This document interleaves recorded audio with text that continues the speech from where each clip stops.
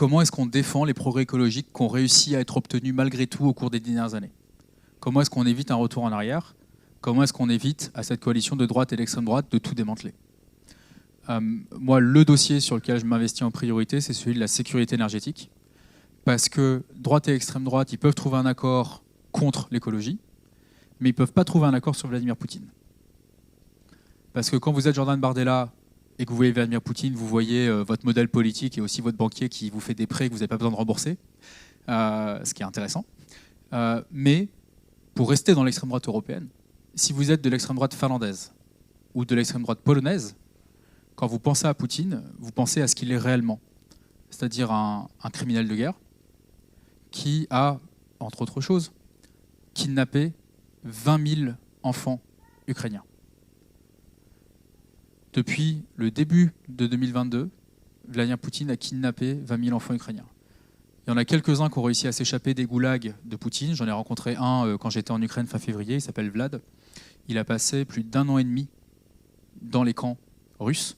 Il a été kidnappé à Kherson, une ville ukrainienne, fin 2022, juste avant que la ville soit libérée par les Ukrainiens. Donc quand l'armée russe se retirait, ils ont raflé, il n'y a pas d'autre mot, des jeunes hommes de 16 ans. Pourquoi, à votre avis, ils raflent des jeunes hommes de 16 ans? Voilà, pour en faire la chair à canon, très clairement. Donc ça, l'extrême droite française refuse de le voir, mais même l'extrême droite finlandaise et polonaise sait que ça, c'est le projet que Poutine a pour eux. Poutine, s'il rafle pas aujourd'hui des enfants polonais, c'est parce que son armée n'est pas encore en Pologne. Hein. C'est pas parce qu'il n'a pas envie de le faire. Et donc du coup, moi, c'est ce que j'essaye de faire, c'est de dire, mais en fait, que vous soyez pour ou contre l'écologie, à la limite, on s'en fout. Je veux dire, les éoliennes, la rénovation des bâtiments, le passage à la mobilité électrique, c'est bon pour le climat, et c'est bon pour notre économie, et c'est essentiel pour notre sécurité.